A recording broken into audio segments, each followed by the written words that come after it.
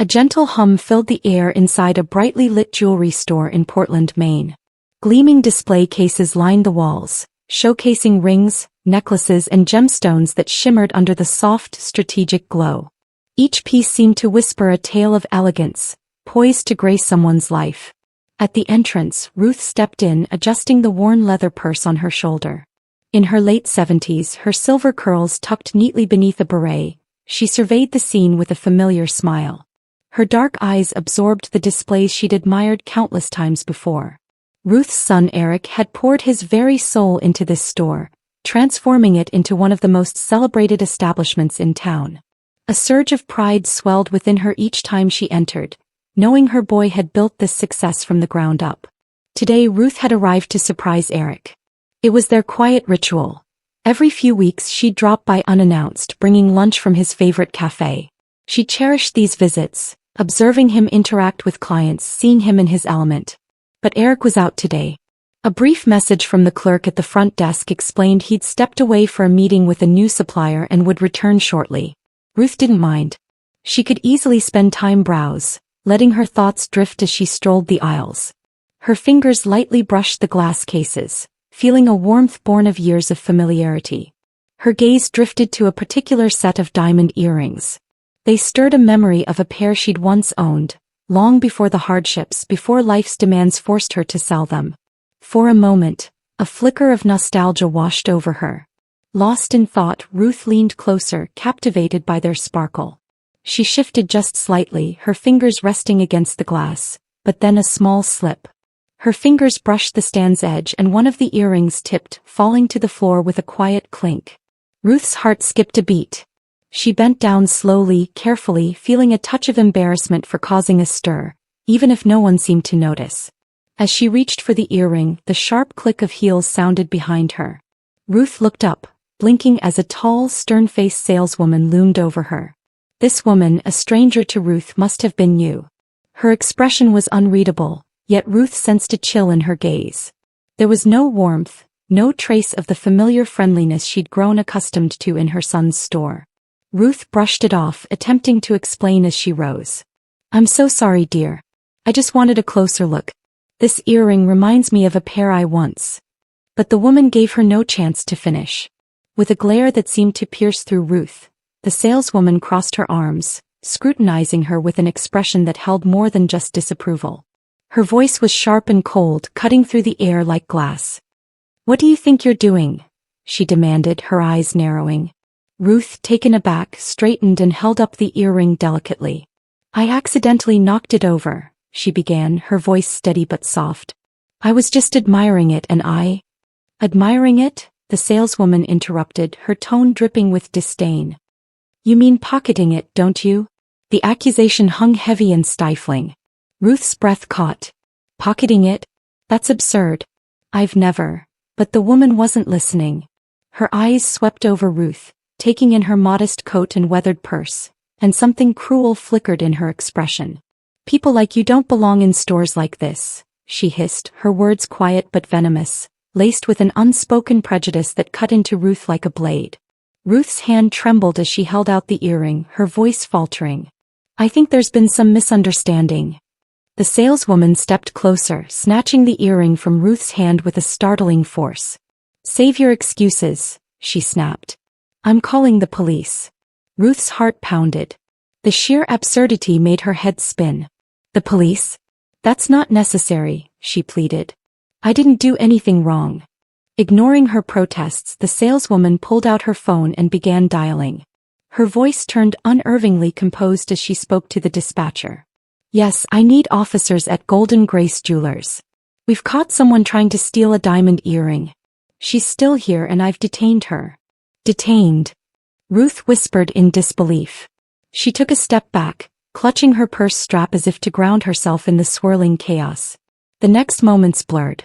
Ruth barely registered the front door swinging open, or the quick, heavy steps of two police officers entering.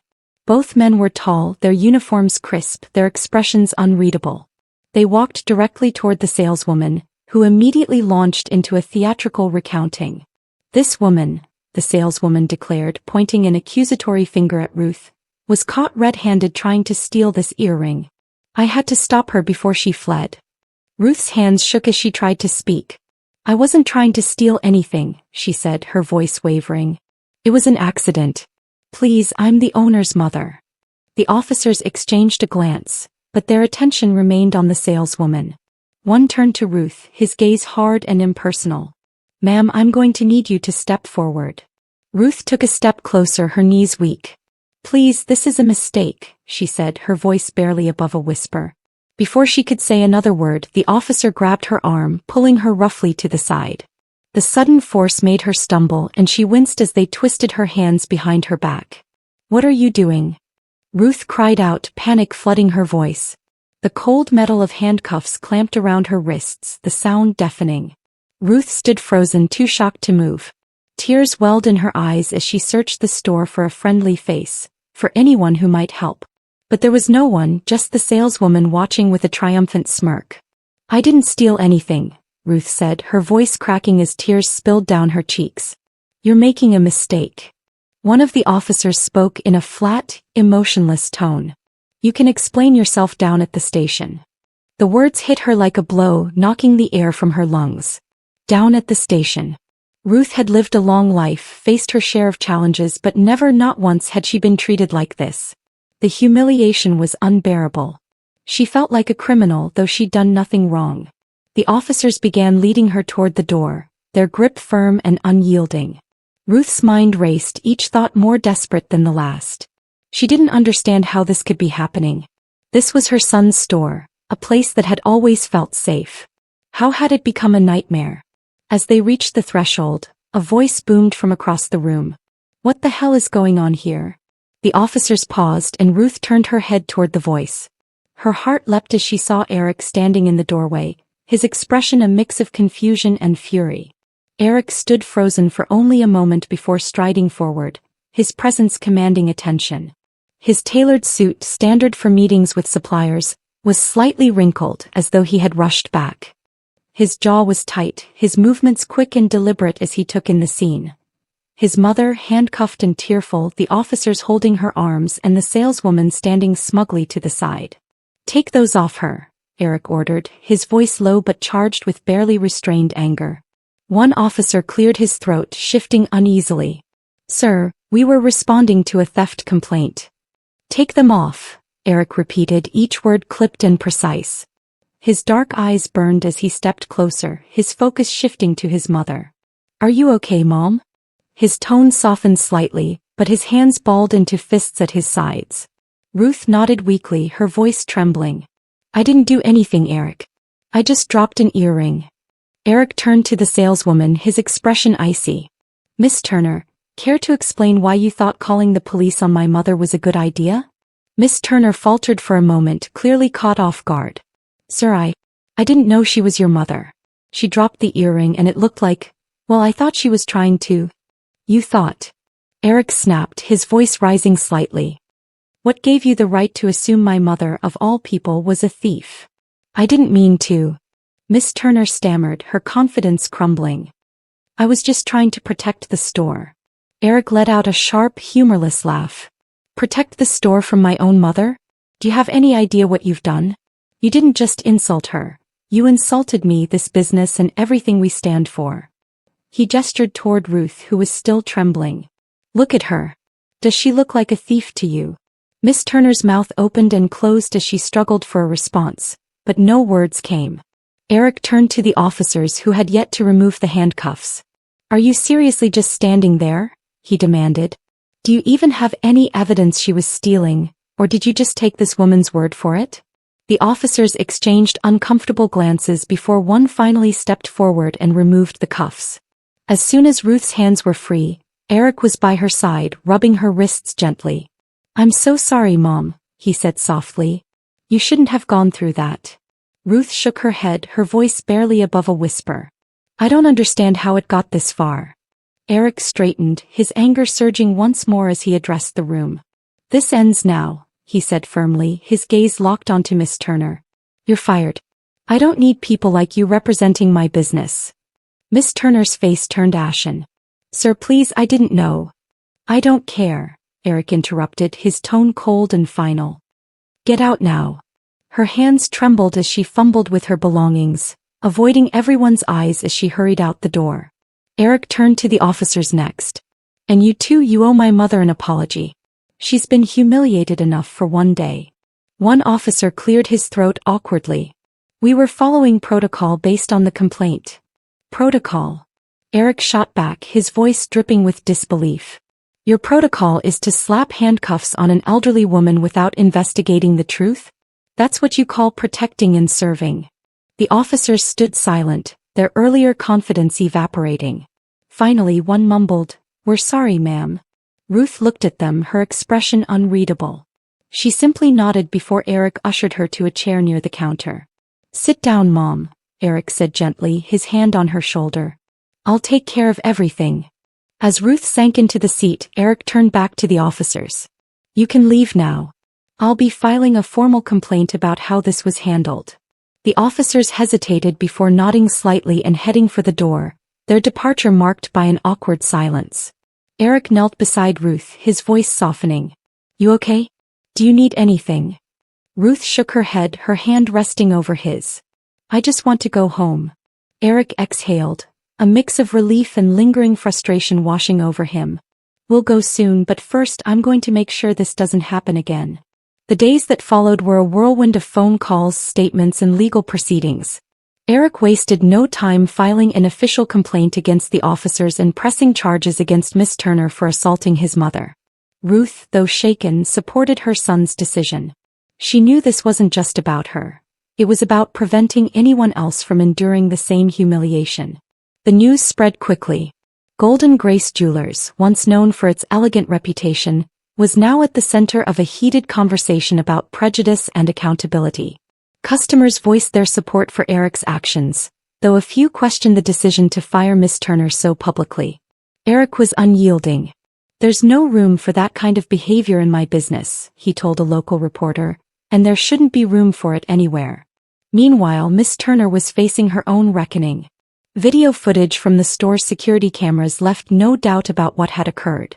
The recording captured her aggression, the slap, and her blatant refusal to listen to Ruth's explanations. It also revealed the officer's rough treatment of Ruth, further fueling outrage. In court, Miss Turner appeared visibly shaken. Gone was the confident, cold demeanor she'd shown in the store. She now looked small and fragile, her hands trembling as she sat at the defense table. The prosecutor laid out the evidence methodically, using the footage and witness testimonies to paint a clear picture of her actions. Ruth, at Eric's insistence, did not have to testify. He knew reliving the experience in front of strangers would be too much for her. Instead, the prosecutor relied on the video and statements from the police officers, who admitted they had acted too quickly. Their admission was a small victory, but it didn't erase the pain they had caused.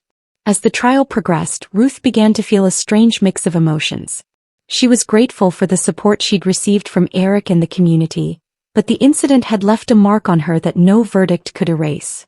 Every time she closed her eyes, she could still feel the sting of the slap, hear the clink of the handcuffs, and see the disapproving glares from people who didn't even know her. The jury deliberated for only a few hours before returning with a unanimous verdict: guilty on all counts. Miss Turner was convicted of assault and defamation, and the judge handed down a sentence that included community service and mandatory sensitivity training. Outside the courthouse, reporters swarmed Eric and Ruth. Eric spoke confidently, his words carrying the weight of someone determined to make a difference. "This isn't just about what happened to my mother," he said. "It's about ensuring no one else has to face this kind of treatment. Discrimination has no place in our society, and it's up to all of us to fight against it." Ruth, standing beside him, spoke more softly but with equal conviction. "I've lived a long life," she said, her voice steady despite the crowd, "and I've seen too much of this. But I believe in my son and I believe we can do better. We have to." The crowd murmured in agreement as cameras flashed, capturing a moment that felt both personal and universal. Ruth's resilience and Eric's determination had turned a moment of injustice into a call for change. The days after the verdict brought a sense of closure, but also reflection for Ruth. The ordeal left scars, but it also strengthened her resolve. Eric, ever the protector, made sure his mother was surrounded by love and support. Friends and family visited often, bringing warmth and laughter back into their lives. Golden Grace Jewelers also underwent significant changes. Eric implemented new training programs for his staff, focusing on fairness and cultural sensitivity.